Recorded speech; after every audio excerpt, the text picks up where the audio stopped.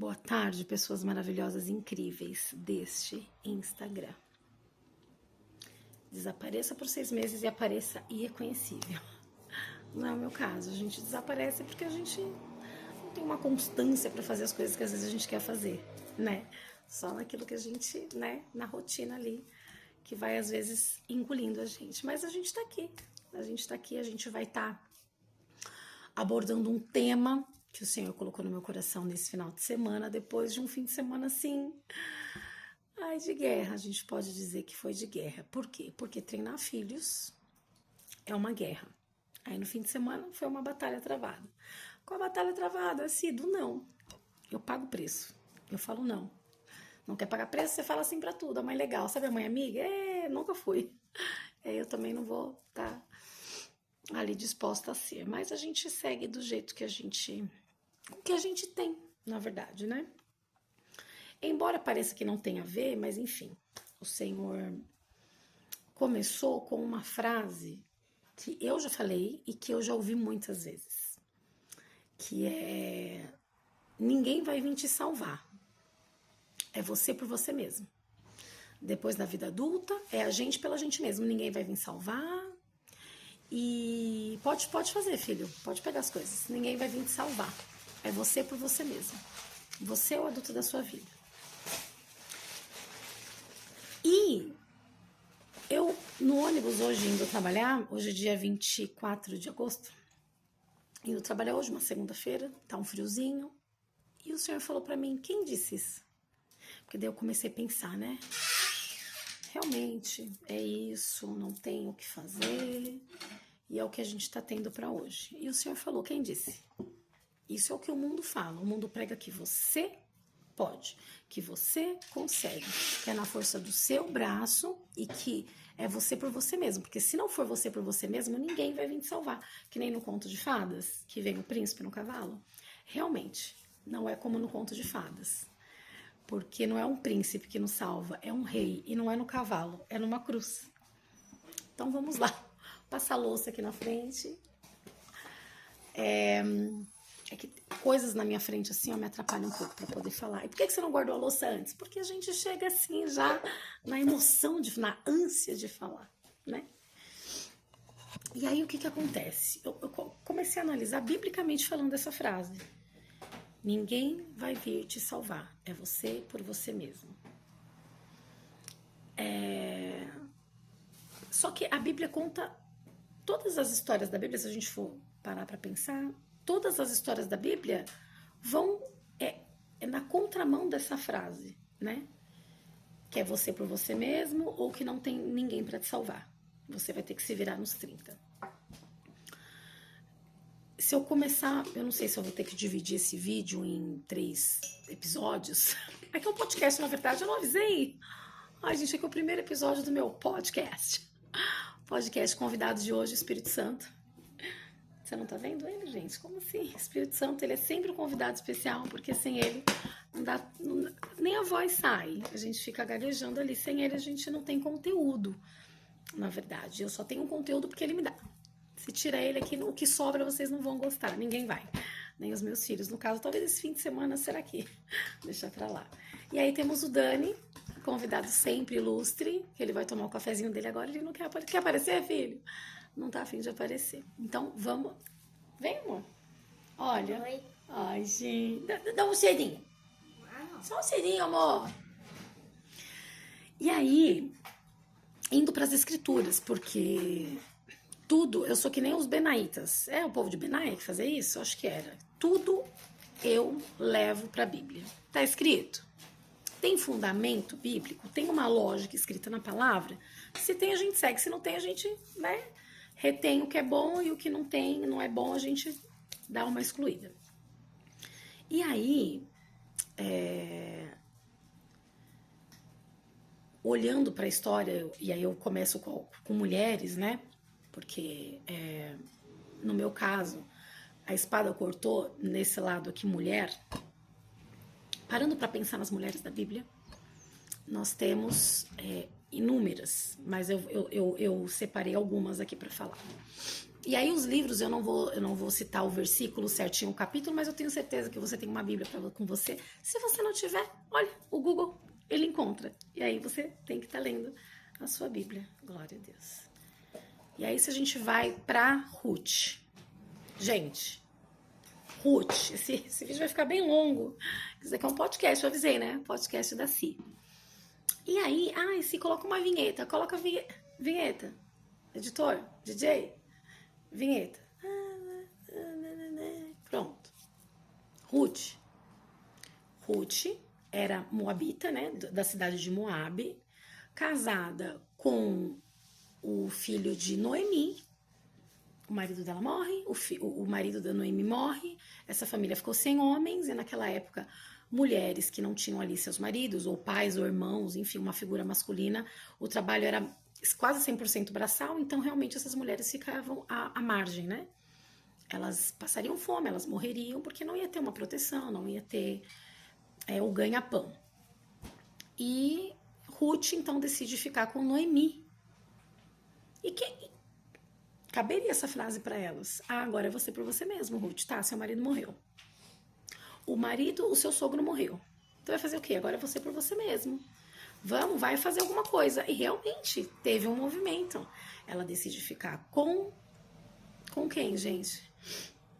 Gente, Noemi, né? Porque daí você tem que considerar o que? A minha idade na memória, o período em que nós estamos de memória e a maternidade, que a cada placenta a memória, né, vai um pouco junto.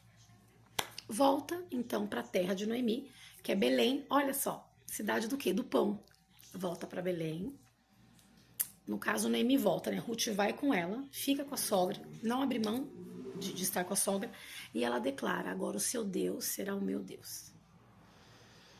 E ela começa a trabalhar começa a colher espigas de uma plantação, né?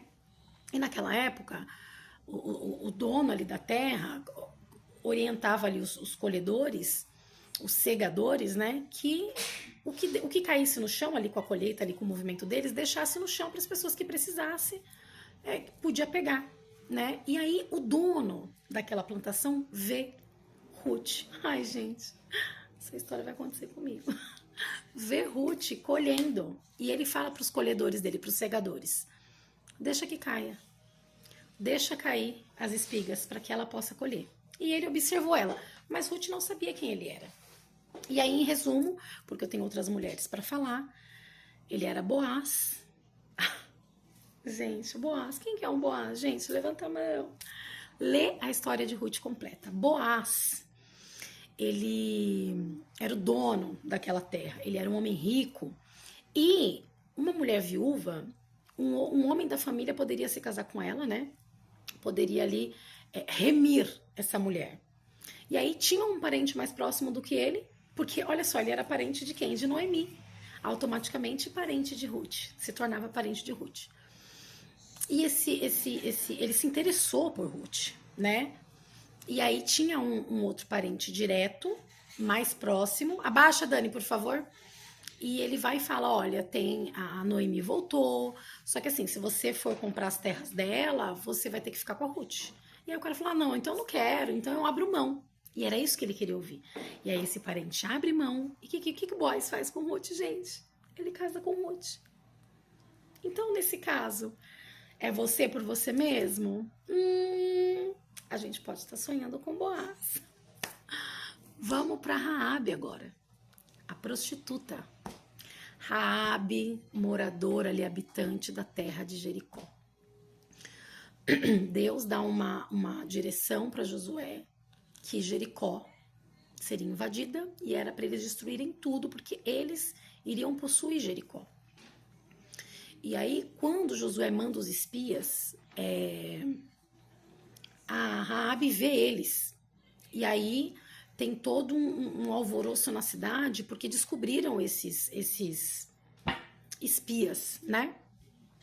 E aí o que Raabe faz? Raabe esconde eles.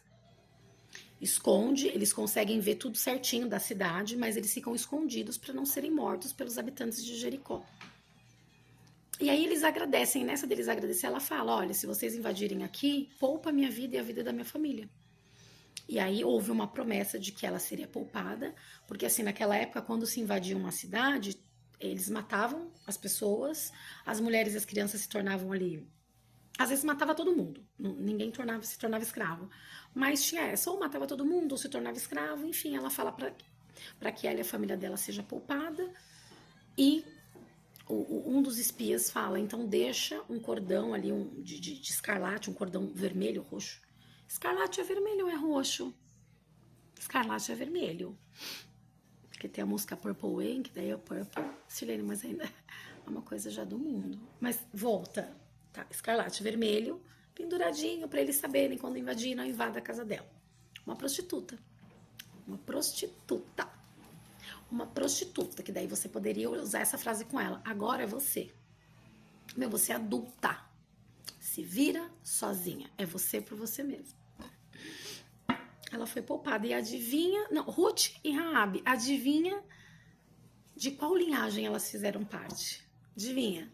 Ó, se você acertar, eu te encontro no metrô, numa estação de metrô para te dar um bombom. A linhagem de Cristo. Leia a parte ali de Josué, que fala sobre a prostituta Raabe. Silene, mas em que capítulo, que versículo? Você pode dar ali um Google, né? Pra gente estar procurando e treinando essa leitura bíblica. Partimos para a esposa de Nabal. Olha só, esposa de Nabal. Nabal era um homem muito insensato, mas ele era um homem que tinha muitas riquezas, muitos servos, vivia ali com as suas regalias. E Davi estava fugindo ainda de Saul, estava ali com seus homens ali de guerra. Davi era um homem de sangue, né? Um homem da guerra. E ele vê ali o lugar ali que Nabal vivia e fala, olha, fala para o empregado, né? Fala para o seu senhor que precisamos de comida, precisamos de um lugar, precisamos de água, pra gente poder ficar, né, tal. E aí, quando esse empregado vai falar para Nabal, ele se recusa. E aí ele fala, não tem que fazer nada disso. Quem é esse Davi? Quem que ele pensa que é? E aí, houve uma sentença de morte contra a casa de Nabal, porque isso chegou aos ouvidos de Davi. Davi falou, então vou passar todo mundo a fio da espada, vou matar todo mundo. Era, gente. Naquela época era assim. Silene, mas era um homem segundo o coração de Deus. Aí você tem que estar lendo. Vamos estar lendo? Vamos estar estudando para você estar entendendo os contextos. A gente está falando da esposa de Nabal. A esposa de Nabal ouve essa sentença que Davi colocou sobre a família dela, sobre a casa, porque daí mataria todo mundo, não ia sobrar ninguém. Davi era desses. O quê? Falou não? Tirava a espada. Às vezes dá vontade de tirar a espada para algumas pessoas. A gente não pode, a gente não tá mais naquele tempo. Na minha vez... Gente, quem me conheceu antes de Cristo, ainda bem que ele chegou na minha vida. Porque senão, gente, o réu primário ia estar onde? Ia estar lá assinado algum artigo ali daquele código. Enfim, e aí a esposa de Nabal corre até Davi. Olha que mulher sábia. Se lança aos pés de Davi e fala, não, meu senhor, perdoe o meu marido insensato. Ele é muito insensato. Tipo um sem noção. Ele é sem noção. Não liga não, faz o seguinte... O que tu quiseres eu te darei. E ela prepara muitas e muitas e muitas e muitas coisas para Davi levar com ele. E aí ele poupou, porque aquelas palavras brandas dela e aquele coração derramado diante dele acalmou o furor daquele coraçãozinho cheio de guerra. O que acontece? Quando a notícia chegou para Nabal, se eu não me engano foi assim que ele morreu. Quando a notícia chega para Nabal tem um piripaque, tem um infarto do miocárdio, morre. Davi, quando fica sabendo que ele morreu, depois de um tempo, manda chamar. Como que era o nome dela mesmo, gente? Esposa de Nabal? Naboa não era. Mas você vai pesquisar na Bíblia que eu sei. Que daí você já vai estar lendo também, né? Chama ela e fala e casa com ela. Ela se torna a esposa de um rei. Ou seja, ela estava numa situação ali que, quem poderá nos defender? Eu sou uma adulta, agora essa sentença, meu marido fez uma coisa dessa, agora é eu por eu mesma, agora eu vou ter que me virar aqui. Olha só ali, né? O socorro chegando, do nada assim, com uma sabedoria, com um movimento dela. Outra mulher, como esquecer da Radassa? como esquecer da Radassa? Radassa, uma judia, né? Criada pelo seu tio, o tio dela. Não é a questão ali o nome dele, mas a gente vai lembrar. Mordecai. Tem algumas outras traduções que o nome dele é um outro nome que você vai estar lendo para você descobrir. Mordecai criou Radassa, né? E aí tem um acontecimento ali com o rei Assuero, onde ele vai chamar belas mulheres ali do seu reino para participar ali de um concurso de beleza para ele ver quem que ele ia escolher para ser esposa dele, resumidamente falando. Porque a rainha Vasti, blá blá blá, e você vai ler para entender todo o contexto. Esther é escolhida, passa um ano ali naquele... Gente, só um minuto.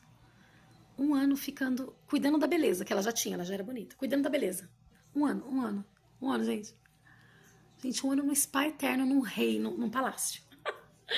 Ai, gente, sonho. Aconteceu com Esther. E aí tinha uma sentença contra a nação de Esther. Qual que era a sentença?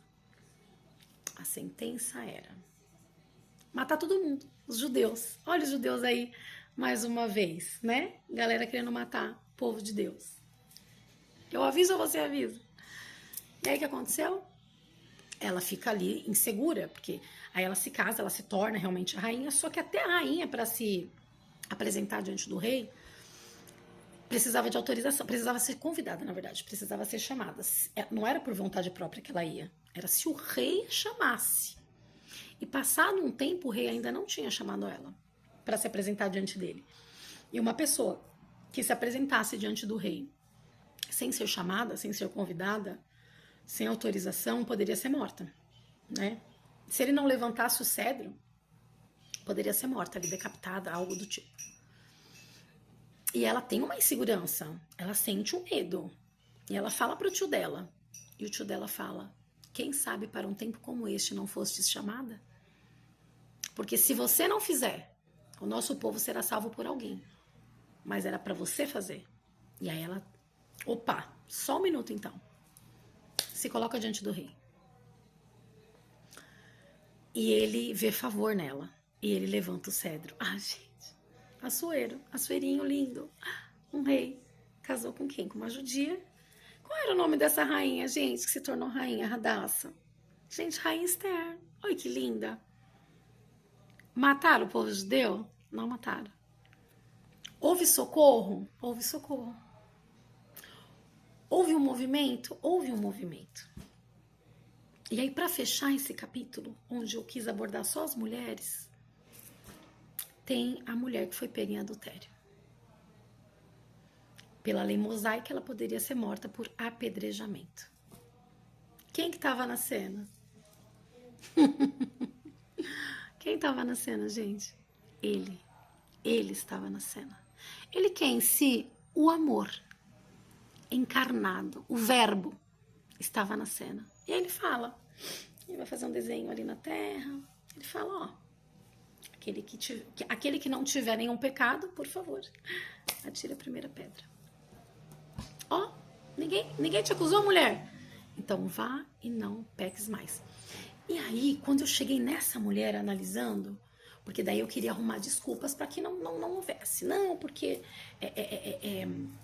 eu que tenho que fazer, porque tá vendo? Todas tiveram um movimento.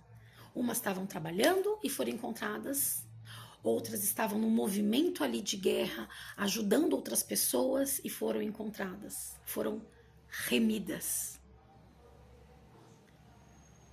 Então não, tem que ter um movimento, tem que ter um trabalho, eu tenho que fazer minha parte. O que a mulher pega em adultério estava fazendo? Pecando? Estava errando? Fazendo escolhas erradas? Ah, então o remidor ele não vem só para quem está no movimento ali de trabalho. E aí veja, eu não estou dizendo que você vai ser um preguiçoso, uma preguiçosa que vai esperar as coisas caírem do céu. Não é sobre isso.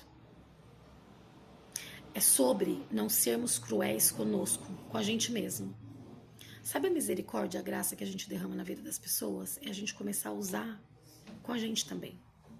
E, se você ainda não usa de misericórdia e de graça com a vida alheia, comece a usar, porque você carece da graça, que é o favor imerecido que ele derrama na sua vida, e da misericórdia, que é o castigo que você merece e ele não derrama sobre a sua vida.